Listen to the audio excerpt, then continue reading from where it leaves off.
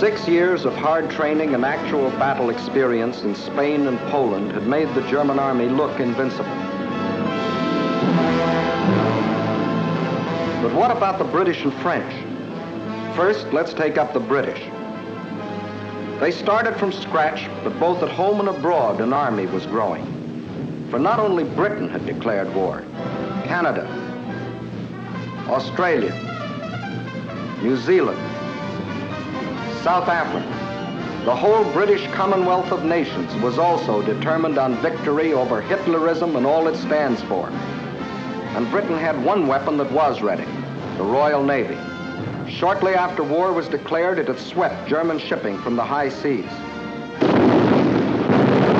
And units of the British fleet were deployed at Suez, Malta, Gibraltar, in the Channel, and in the North Sea, blockading Germany.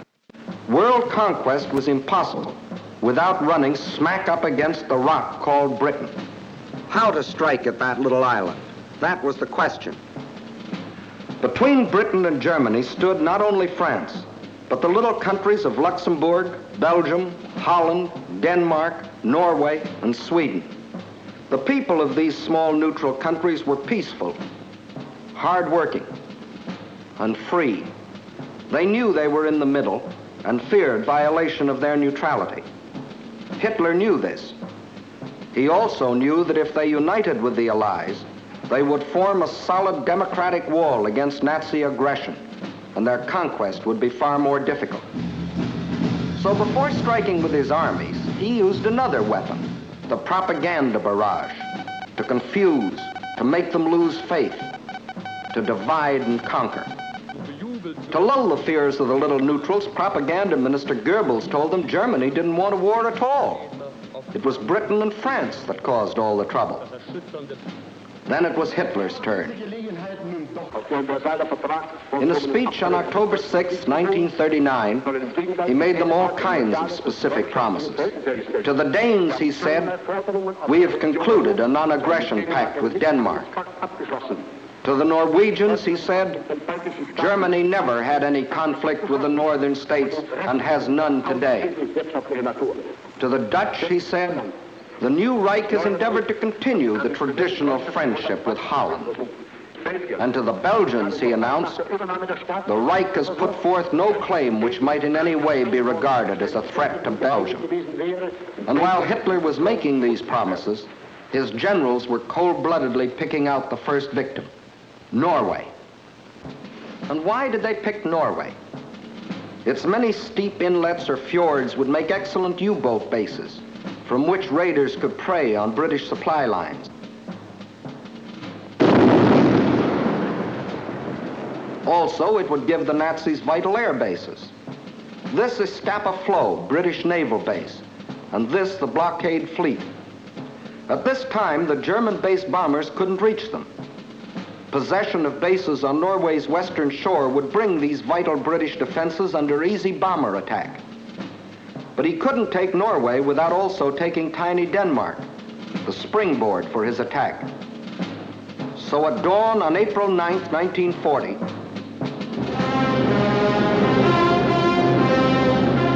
the German army rolled across the neutral borders of Little Denmark, and in a matter of hours it occupied the entire country. By nightfall, Denmark is erased as a nation, and the Danes go into slavery. Although only 6 months before, Hitler had announced, "We have concluded a non-aggression pact with Denmark. The Danes will not forget." Meanwhile, in Norway, peaceful-looking German merchant ships like these had sneaked inside Norway's neutral waterway and tied up at all principal ports. That is, they looked like merchant ships.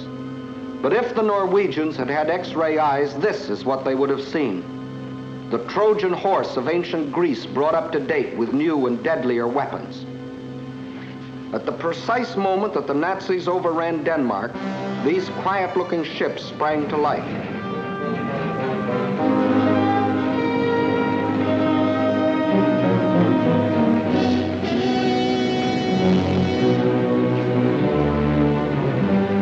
At the same time, Nazi warships, discovered along the entire coastline, started steaming up the Norwegian fjords. Ships, transports, tanks, men, planes, all flung themselves simultaneously upon a defenseless country.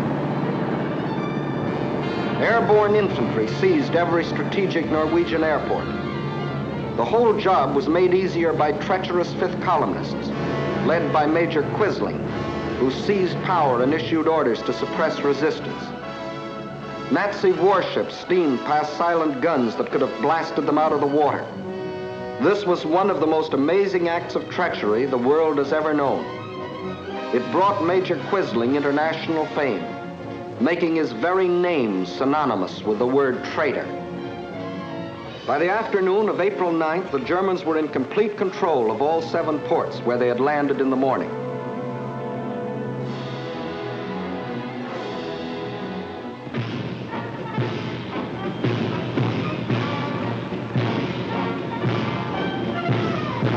For the first time in more than 200 years, the people of Norway saw an invading army parading through their cities.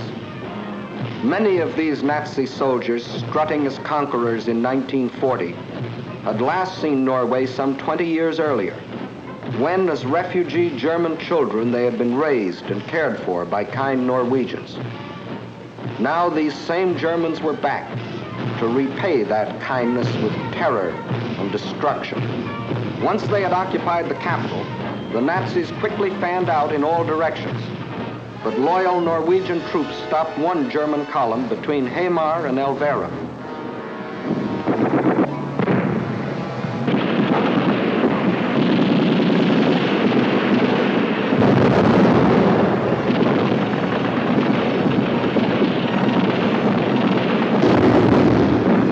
So the Germans brought up their bombers.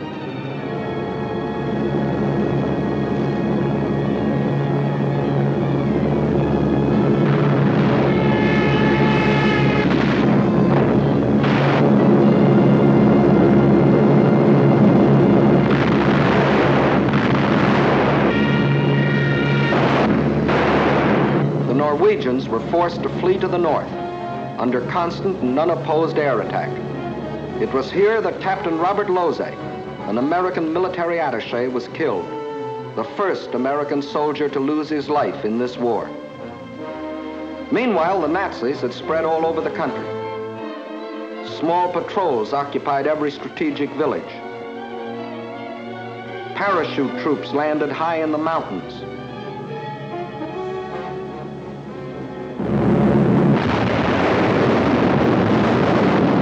Unopposed bombing raids sent defenseless civilians fleeing in stark terror.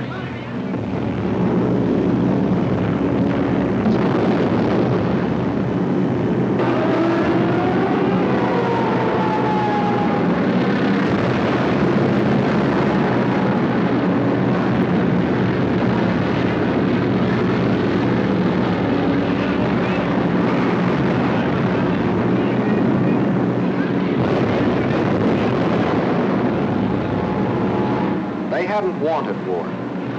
They had done everything to avoid it. Hoping they could escape the Nazi scourge, they had compromised and tragically failed to unite with the other democracies. And now they faced the scourge defenseless and alone. For before the Allies could come to their aid, the Germans were in control of all principal ports. Regardless of this, British, French, and Polish contingents plunged in and made several landings along the Norwegian coast.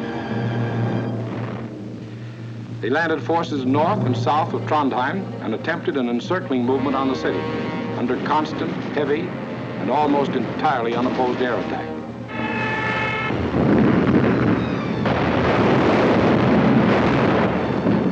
Well, the scene of action was out of range of British fighter planes, so they brought up aircraft carriers. But these are at a disadvantage when opposed by land-based planes. The Allies, therefore, were badly battered from the air. Finally, suffering heavy losses, they withdrew from a hopeless situation. Further to the north, at Narvik, they met with better success, inflicting heavy naval losses on the Nazis.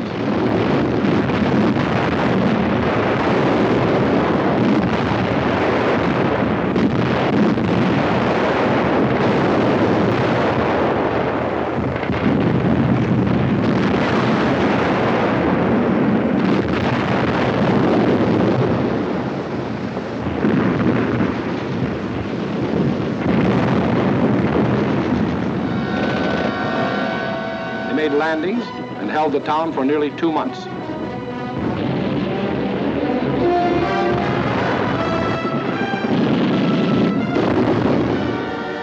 Incidentally, they also took their first prisoners of the present war. But again, the Nazis' overwhelming air superiority proved a deciding factor. And the Allies were forced to withdraw under terrific air bombardment.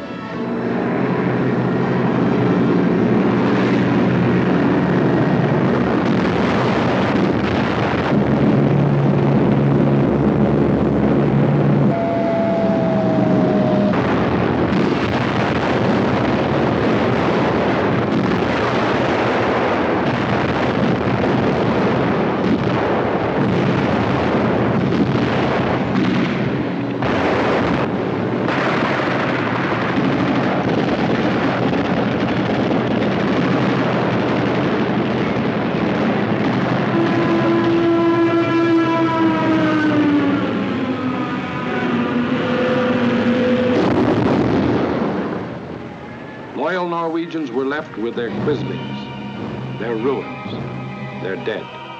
Even though 6 months before Hitler had said, Germany never had any conflict with the northern states and has none today. The Norwegians will not forget. And Hitler had another victory. He had hijacked 2 more countries. The world wondered and sometimes marveled at this man's efficiency. Gangster Dillinger was efficient too.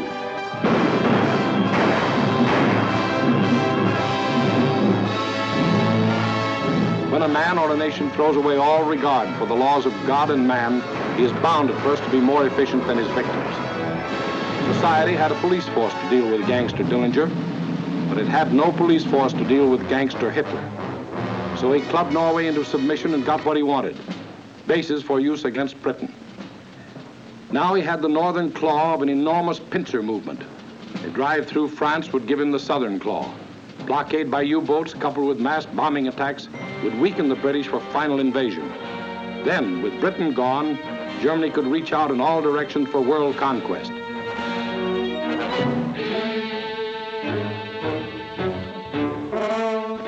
His next move must obviously be through France to get his southern claw. Through France. How was she to face the onslaught?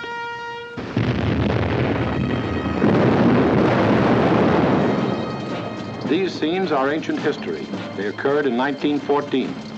The German armies, without warning, had smashed across neutral Belgium, invaded France, reached the River Marne only a few miles from Paris. Out of the French capital poured the French reserves, riding out to battle the enemy in every vehicle that could move. The famous taxicab army. Note well, it was riding out to battle. In the center of the French line stood the 9th French Army, commanded by a then comparatively unknown general.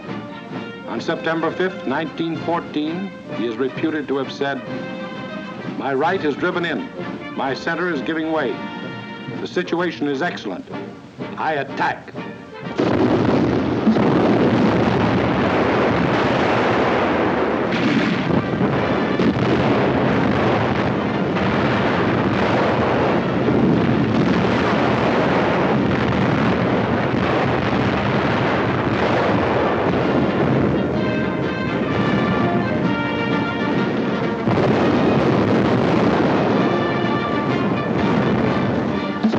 Did attack. The German onslaught was checked, and Paris was saved. That comparatively unknown general later became commander-in-chief of all the Allied armies and presided at the signing of the armistice with the defeated Germans on November 11, 1918. To this general, the French people erected a monument. To Marshal Ferdinand Foch, whose motto was, "Attack, always attack." Still later, the war-weary French people erected another monument, this one to a minister of war, André Maginot. Between the ideas symbolized by these two statues may well lie the military story of the fall of a great nation. In Foch's time, the proud spirit of France demanded nothing less than victory and placed its faith in the attack. In Maginot's time, the spirit, no longer proud, asked only to avoid defeat and placed its faith in concrete.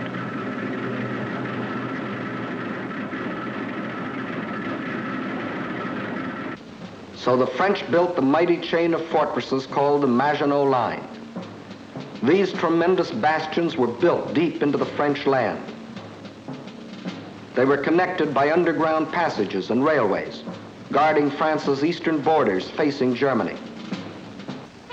And when France was finally forced to declare war against the rising Nazi menace, the French troops, instead of attacking, were marched into their modern caves to wait for the Nazi blitz to smash itself against the Maginot Line. And their generals, headed by Marshal Pétain, proudly announced, "Whoever makes the first move in this war will be hurt." But Hitler didn't go near the Maginot Line. That was France's strong point. Instead, he attacked the weak point. Hitler knew that the French had tried to avoid war instead of preparing for it. That knowledge was one of his greatest weapons. He knew they had planes, but he knew they were antiquated.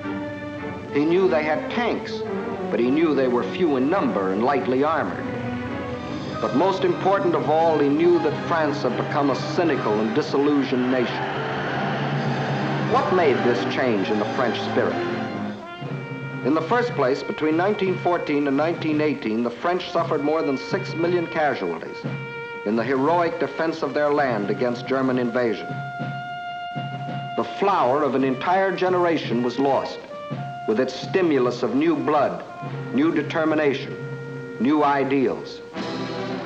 Secondly, the failure of the League of Nations, to which the French had pinned their hopes of peace, the corruption of many in high places, the greed of special interests, all had combined to shake the faith of the French people in their democratic ideals.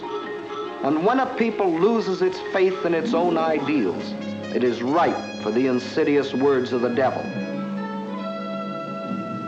France still looked like an imposing castle, but Hitler's political termites had so gnawed away the binding of national unity that the castle was ready to crumble.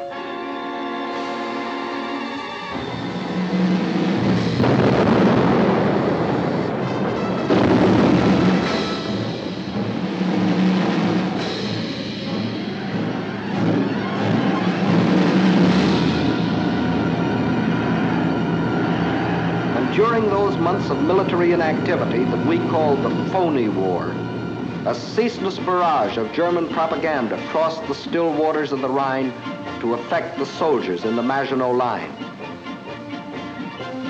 "Why do you fight?" asked the banners. Poems and friendly notes were sent over by balloons. French tunes were played by German bands, and German hooey was broadcast in French.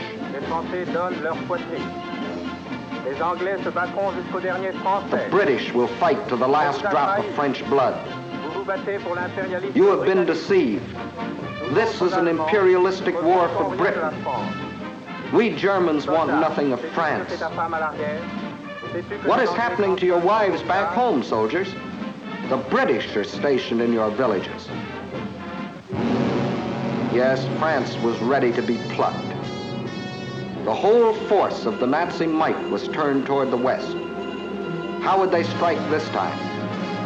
Through Alsace-Lorraine as in 1870? Through the Low Countries as in 1914? What was the 1940 model conquest? The French considered the Maginot Line utterly impregnable, and therefore believed the Germans would again try a swing through the Low Countries as in 1914. But even after Hitler's rape of Scandinavia, Holland and Belgium, hoping against hope, still clung to their neutrality. So the French massed 78 divisions here along the border of Belgium. 17 were in the Maginot Line. 10 divisions here in case Mussolini got bold. 3.5 as a safeguard against Spain. The British had 10 divisions here. The Allied strategy in the event of an attack against the Low Countries was to swing their armies like a gate into Belgium, the hinge being the north end of the Maginot Line. This all-important hinge was protected by the forest of the Ardennes, a hilly and thickly wooded area, honeycombed with streams, its roads narrow trails, its bridges too weak for military vehicles. French strategists estimated the forest of the Ardennes impassable for armored forces. As you will see, this was one of the costliest estimates in all military history. That was the situation on May 9, 1940.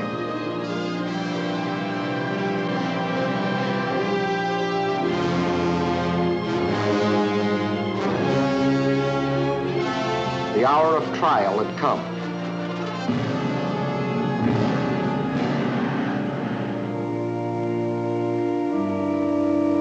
The people of the democracies prayed for strength to meet the coming hurricane of terror.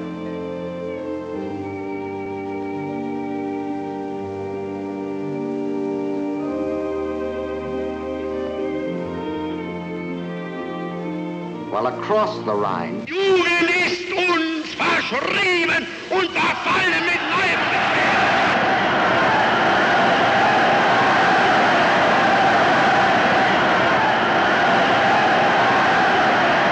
a delirious madness possessed the German nation. Nun als Dauererscheinung für uns, unser Oberster, wird die Einführung der allgemeinen immer wieder herniedersteigen. Und dass man die Wahrheit über Deutschland berichtet.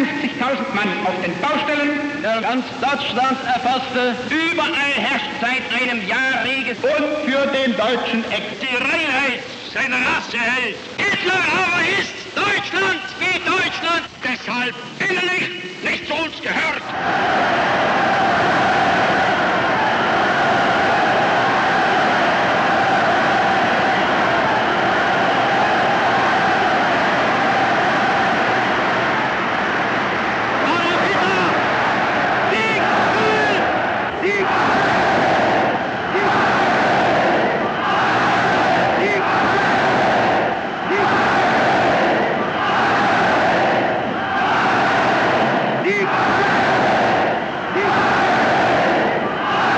Der Tag had come.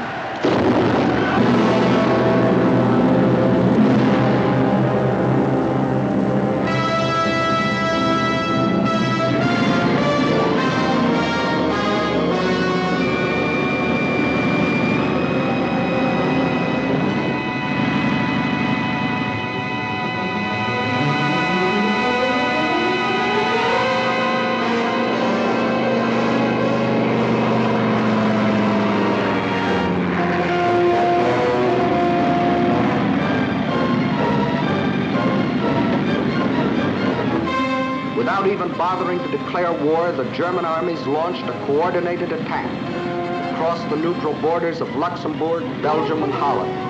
from the Maginot Line north to the sea. The action along the entire front was simultaneous. So for purposes of clarity, let's take up one country at a time. First, let's see what happened in Holland.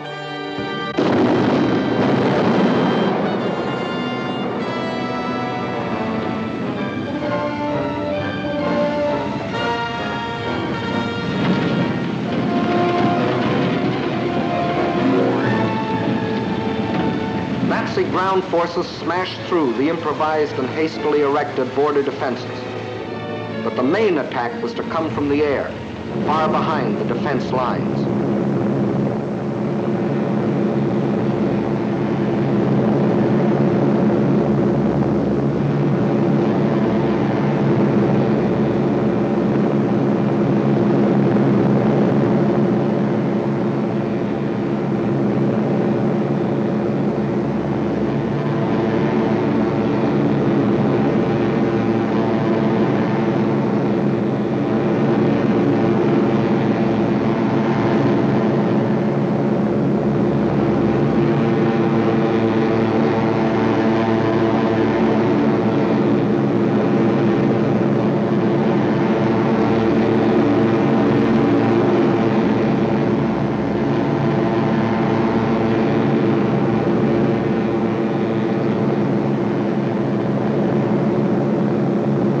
Over 10,000 troops were landed in this manner. Before the stunned citizens of Rotterdam even knew they were at war, these troops, aided by well-trained fifth columnists, quickly captured the airport and outlying sections of the city.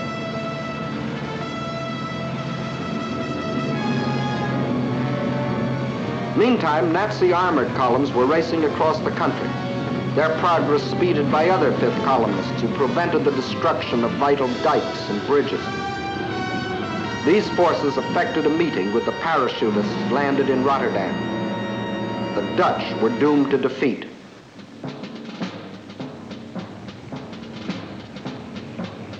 On the fourth day of the invasion, the Nazis gave the Dutch general an ultimatum. All Dutch resistance must cease, or Rotterdam will be bombed flat.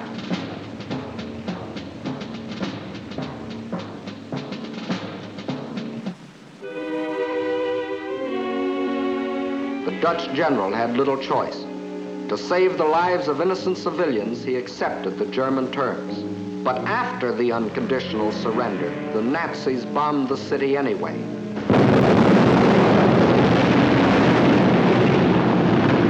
Flights of unopposed German bombers flew low over the center of Rotterdam and methodically bombed it into a heap of rubble.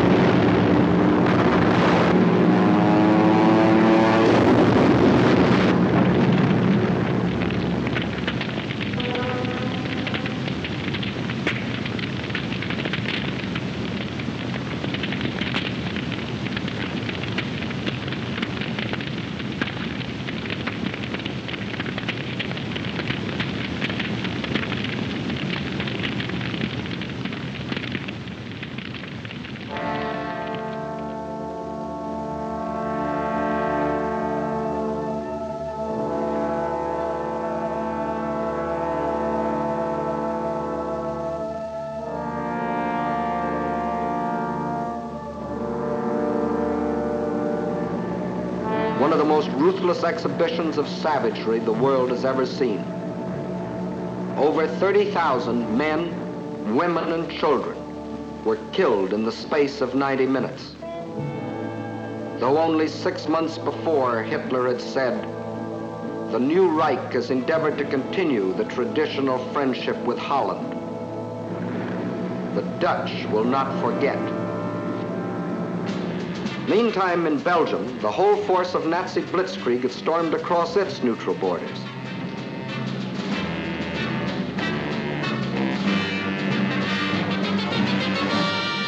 The main German attack was directed at the Albert Canal-Meuse River line, the anchor of which was Fort Ibn Amail, a modern and seemingly impregnable fortress. The Germans had secretly built a replica of the mighty fortress in Czechoslovakia and had rehearsed the attack until they knew every detail of the fort's construction and its every weakness. When the real attack came, it was foolproof. Parachute troops, dive bombers, flamethrowers, specially trained engineer battalions, all working together as a well-trained team.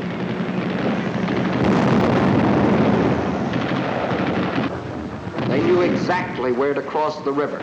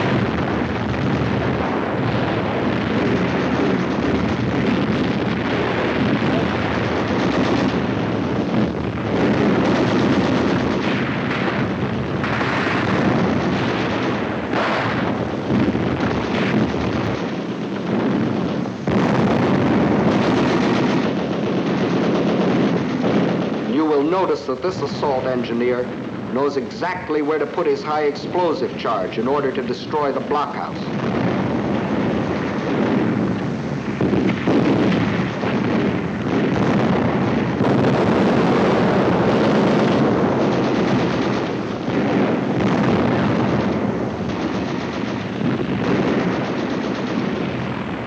Fort Ibn Amail withstood the Nazi attack exactly 2 days. And the German armies rolled on.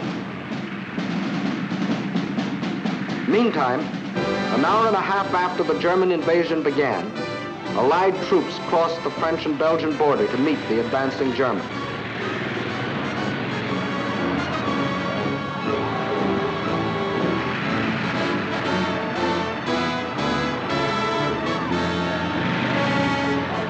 As they raced across Belgium to take up their defense positions, they met an obstacle they hadn't counted on. Refugees.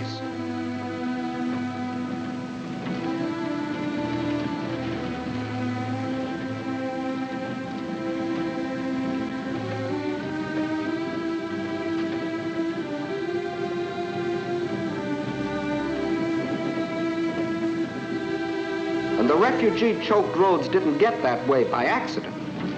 The Nazis methodically bombed little towns and villages, otherwise devoid of any military value, not so much to kill as to drive the inhabitants out onto the highways. Then, by expert machine gunning, the Nazis would herd them along in terror-stricken flight to hopelessly entangle the advancing Allied armies.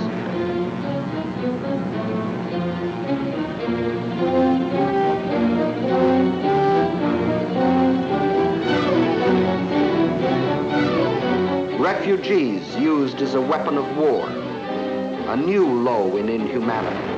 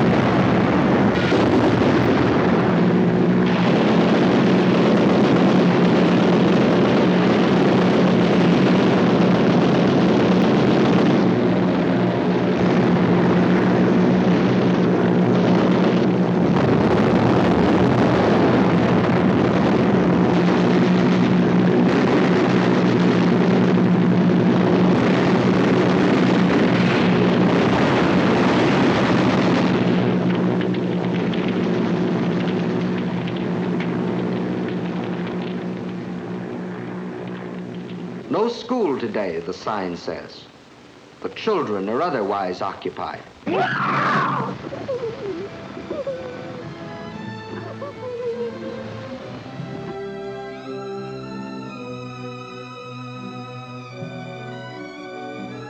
No, no school today.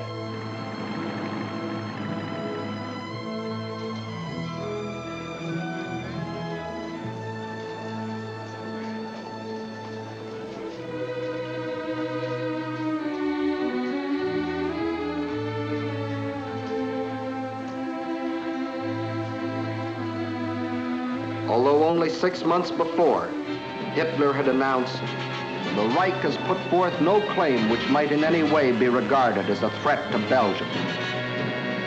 The Belgians will not forget. And what about the Allies? They were convinced that the German attack on Belgium and Holland was the main thrust, and according to plan had swung their armies like a gate into Belgium. But the attack on Belgium and Holland was only a feint. The main German attack was to be centered where the Allies least expected it, through the Ardennes forest. For this decisive blow, they had secretly assembled the mightiest striking force the world had ever seen, including 45,000 armored vehicles.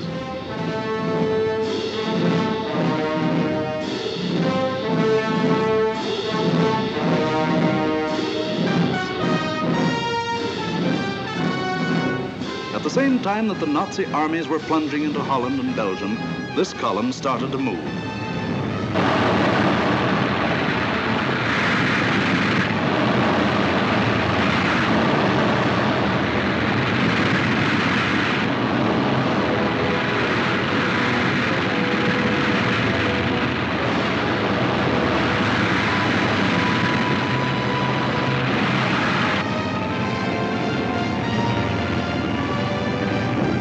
Well-trained engineer battalions went first.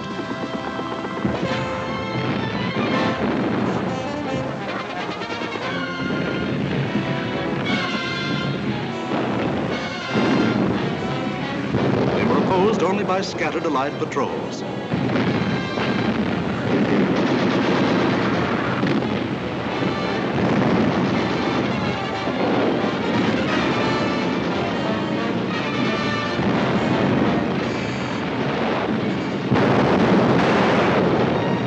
They cleared pathways for the tanks to follow.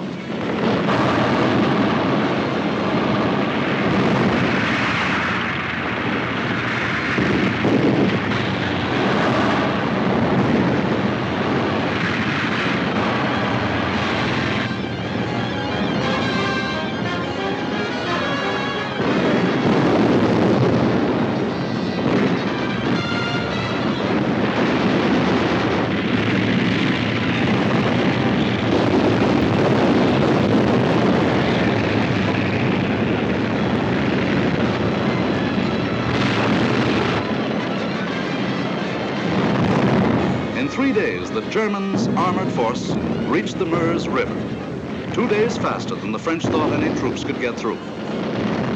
By all rules, the Germans should have paused here to bring up heavy artillery before attempting to force the river. But the Nazis had a new type of artillery, dive bombers. With them, they blasted the French positions across the Meuse.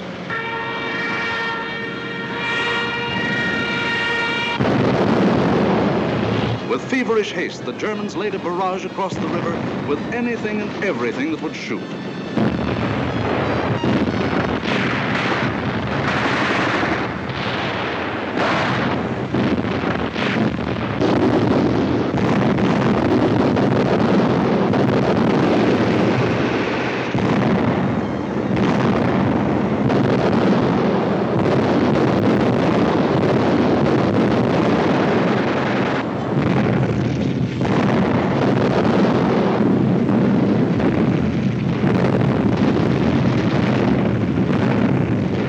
Tremendous concentration of firepower continued all through the night.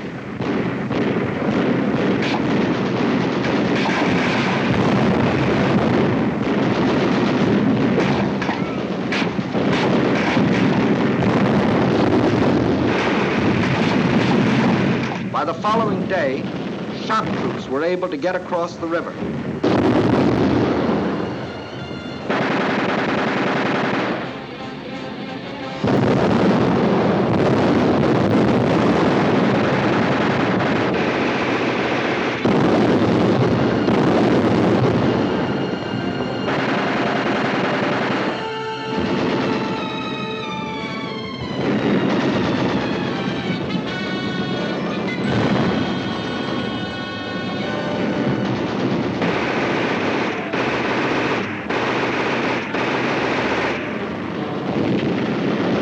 These shock troops held the bridgehead until the engineers brought up pontons and built bridges.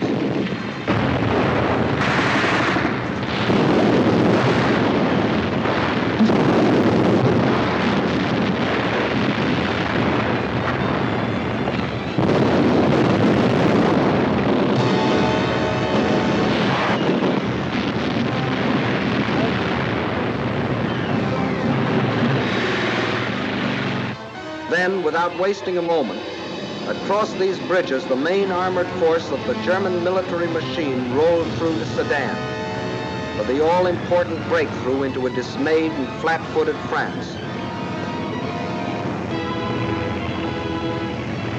There went the old ball game for the Allies.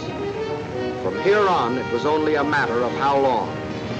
Watch the map as one of our intelligence officers explains the details of the German breakthrough. We speak of the breakthrough at Sedan, but actually the break was along a wide front extending for 50 miles from Namur in Belgium to Sedan. Further north, the Allied armies had swung like a gate into these positions. The German armies had swept over Holland, broken the line of the Albert Canal, and for all anyone knew, were preparing to smash against the Allied front with all their power.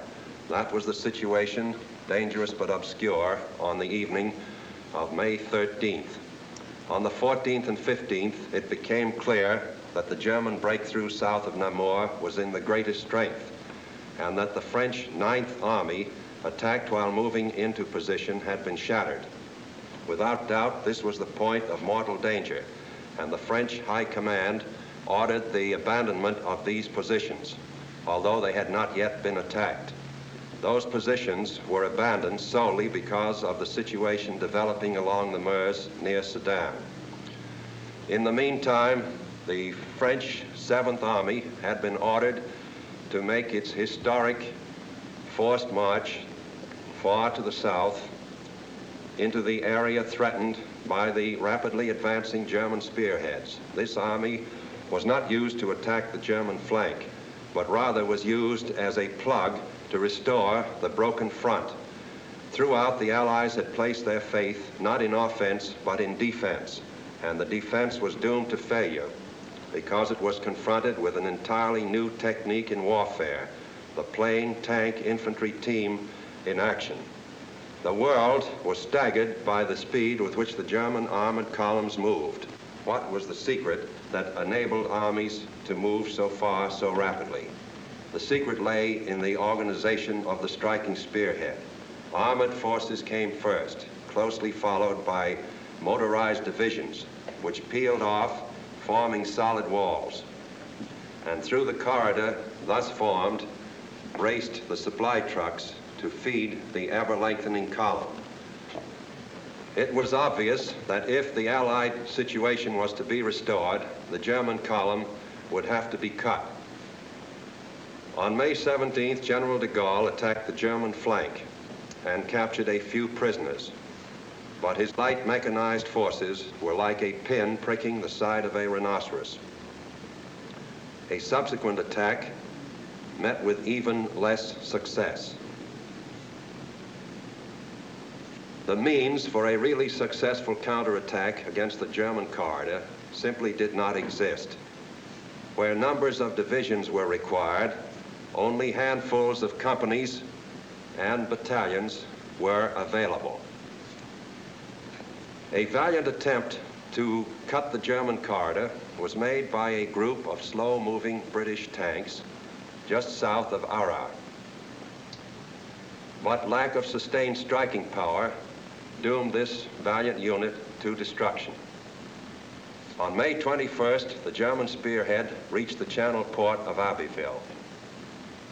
Protecting their flank along the Somme, the Germans fanned out to the north and east. This was to be the perfect battle of annihilation. On May 28th, the Belgian army, compressed into a small space and weary of battle, laid down its arms. That left the desperate French and British defenders with their backs to the sea at the small Channel port of Dunkirk. One of the greatest disasters in history seemed in the making. An entire British army faced annihilation. But out of the fog and the mist shrouding the Channel came a strange armada of Navy craft, fishing boats, pleasure yachts, anything that would float. The seagoing people of Britain had come to rescue their army. High overhead, British fighter planes fought the Luftwaffe to a standstill.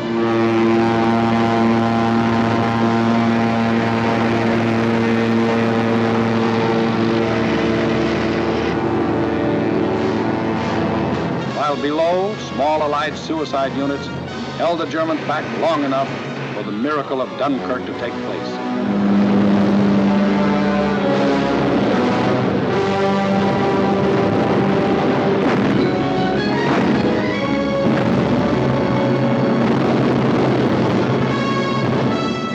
$211,500 British troops, plus 112,500 French and Belgian were rescued. Over 300,000 battle-tested men, grimly determined to go back again with new tools, new weapons with which to blast the hated Nazis out of this world. For free men are like rubber balls. The harder they fall, the higher they bounce. Leading the British by this time was a man who had been bouncing all his life, Winston Churchill, who had tried for years to warn the world about Germany. Meantime, the situation that faced France was as nearly hopeless as a military situation can be. 2/5 of the French army was lost. There were fewer than 50 divisions left to defend a front almost 200 miles long, running from the northern end of the Maginot Line to the sea. And behind that thin front line, there were no reserves. The despairing people of Paris sent their children south, praying that some miracle would keep them from harm.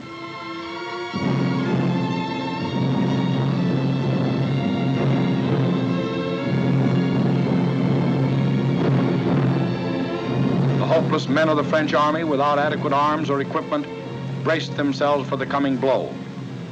The first blow fell on June 5th. The French resistance was determined, but by June 8th, the left flank army had been shattered and a general withdrawal was ordered to the line of the Marne and the Seine. On June 9th, the German main attack came.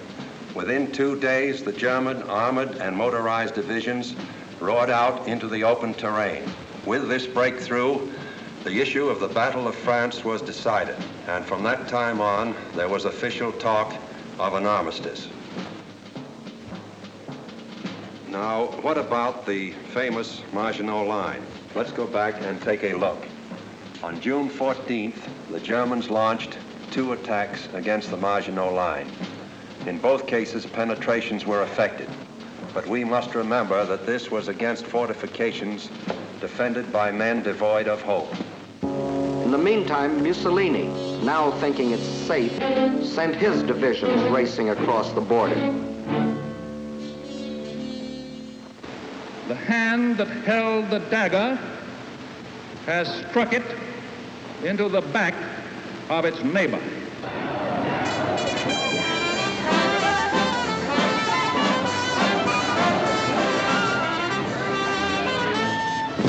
Organized resistance in France was no longer possible. The government faced 2 alternatives: retire to North Africa and carry on from there, or give up the struggle. France's leaders were old and tired, and the oldest and most tired was Marshal Pétain. Egged on by men like Laval, who saw in a German victory his chance for personal power, on June 16th, Pétain asked for an armistice.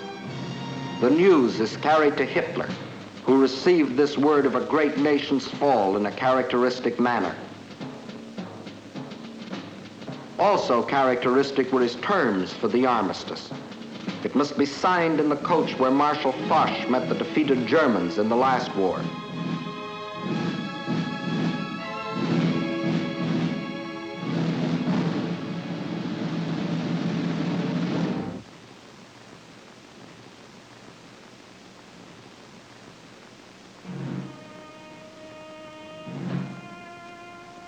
The French delegation arrives to pay the final price of French disunity and the treachery of some of its leaders. The final price, a price that for centuries to come, the French won't forget. More than 3/5 of their country was to be blacked out by a military occupation. The remainder was to be controlled by a French government acceptable to Hitler. A tax of 400 million francs a day was to be imposed on the French people to support the German army of occupation. Nearly 2 million French prisoners of war were to be taken into Germany and kept there as hostages, to work as slaves or rot of hunger, tuberculosis, or other diseases in concentration camps. Men deliberately and permanently separated from their families in order to decrease the French birth rate and thus eliminate France as a world power in future generations. French civilians, men, women, and children, must slave on farm or in factory for the Nazi master race or starve. There will be a class of subject alien races. We need not hesitate to call them slaves. French children were to grow up on such inadequate food that many would reach the age of 12 before they grew new teeth. And for any attempts to protest against these restrictions, thousands of innocent French civilians would be executed. This was the price the French were to pay as they signed the armistice. And the master of the master race must go to Paris to tour the streets of what was once the city of light. You notice no cheering crowds here to welcome in the new order.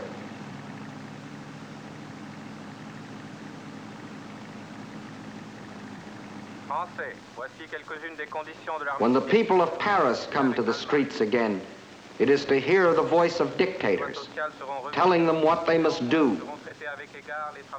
how they must live, what they must say, what they must think, telling them how to be slaves. Gone is the Republic of France. Gone is free speech and a free representative government. Gone is liberty, equality, fraternity. These are the French. With their ears, they listen. But their minds and their hearts, these are down on the Mediterranean where the battle colors of the regiments are being taken to Africa, out of the Nazi grasp. The people weep as their glory departs, for they don't as yet know that France has hope, a rallying point. Charles de Gaulle, a soldier in the great tradition of Foch, is not surrendering. He will continue to fight, gathering about him loyal Frenchmen from all over the world to become the Free French Army, the Fighting French. Yes, the people weep as they watch their colors go, not knowing that 2 years later, those same flags would again be unfurled in North Africa, alongside the Stars and Stripes, alongside the Union Jack. Once more, their leaders, General de Gaulle and the famous General Giraud, stand united in the common cause with the leaders of their allies. Once more, the red, white, and blue of France is raised on high. For out of the ashes of the defeat and the humiliation of France, her soul has been born again.